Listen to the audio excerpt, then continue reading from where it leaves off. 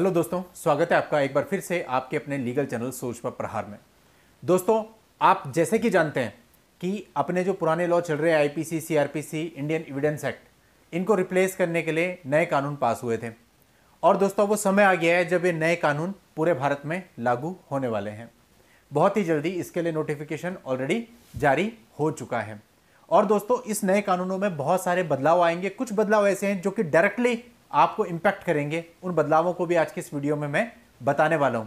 और डेफिनेटली जो एक लच्चर प्रक्रिया से हम लोग गुजर रहे हैं उसमें हमको राहत मिलने वाली है।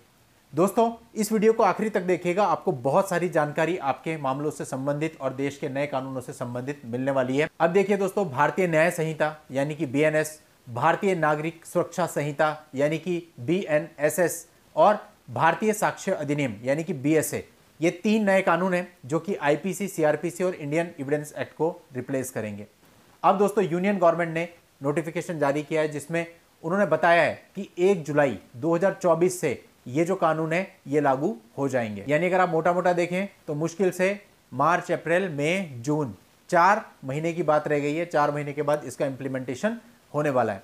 अब दोस्तों, जब इसका इंप्लीमेंटेशन हो जाएगा तो मोटा मोटा सरसरी तौर पर क्या फर्क प्रक्रिया में पड़ेगा। लेकिन दोस्तों, इसके साथ एक और चीज है। दोस्तों, 106 सबसेक्शन 2 को अभी लागू नहीं किया गया है, अभी होल्ड पे रखा गया है। ये वही सेक्शन है जहां पर ये बताया गया था 10 साल तक की सजा होगी यदि आप रैश ड्राइविंग करते हैं या नेग्लिजेंसी से गाड़ी चलाते हैं, उसकी वजह से किसी की मृत्यु हो जाती है और आप वहां से घटनास्थल से भाग जाते हैं, आप पुलिस को कोई सूचना नहीं देते, आप मजिस्ट्रेट को कोई सूचना नहीं देते।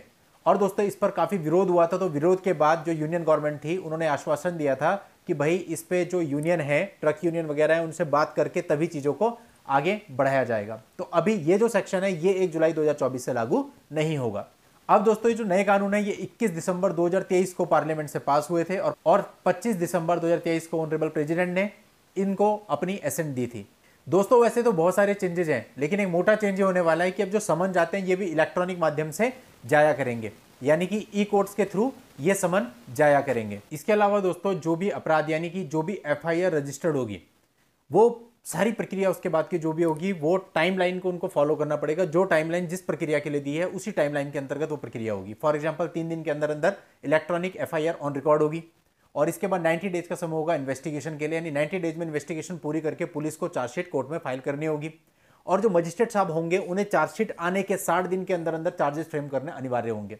वर्तमान समय की परिस्थिति क्या है? पुलिस चार्जशीट मनमर्जी से फाइल करती है, कहीं 6 महीने में, कहीं 8 महीने में, कहीं एक साल में भी फाइल करती है। और उसके बाद चार्जेस फ्रेम होने में कई बार 1 साल, 2 साल, 3 साल लग जाते हैं। तो मुकदमा कब चलेगा, कब खत्म होगा? तो सबसे ज्यादा जो फोकस किया गया है वो इसी चीज पे किया गया है कि कोई भी केस होगा वो 3 साल के अंदर अंदर हर हाल में निपटाना है। और वो तभी हो पाएगा जब सारी चीजें टाइमली फॉलो होंगी। तो दोस्तों, बहुत जरूरी था इंप्लीमेंटेशन।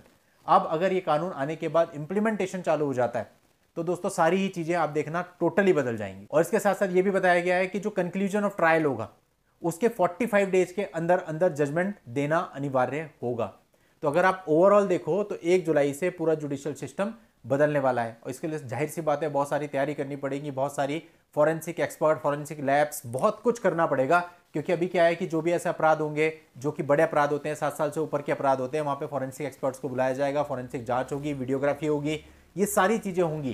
तो बहुत सारी चीजें ऐसी हैं जो गलत हो रही हैं, जो अनऑफिशियल होती हैं, वो भी खत्म करने में इनसे मदद मिलेगी। तो दोस्तों, देखते हैं आगे कैसा रहेगा। हमारी तो उम्मीद यही है नए कानूनों के साथ देश की जो तस्वीर है, हमारे जुडिशियल सिस्टम की जो तस्वीर लोगों के माइंड में इमेज बनी हुई है वो बदल जाए। बहुत सारे लोग होते हैं जिनके साथ गलत होता है और वो आगे बढ़ने से, कोर्ट में जाने से इसलिए घबराते हैं कि कोर्ट कचहरी में बहुत बुरी हालत होगी, ऐसी उनकी सोच बनी हुई है। वो सोच बदल जाए और हर एक आदमी जिसके साथ गलत हो वो आसानी से न्याय पा सके। चलिए दोस्तों, आज के इस वीडियो में इतना ही। नेक्स्ट वीडियो में नई जानकारी के साथ मैं आपसे फिर मिलता हूं। तब तक के लिए goodbye and thank you for watching. Take care.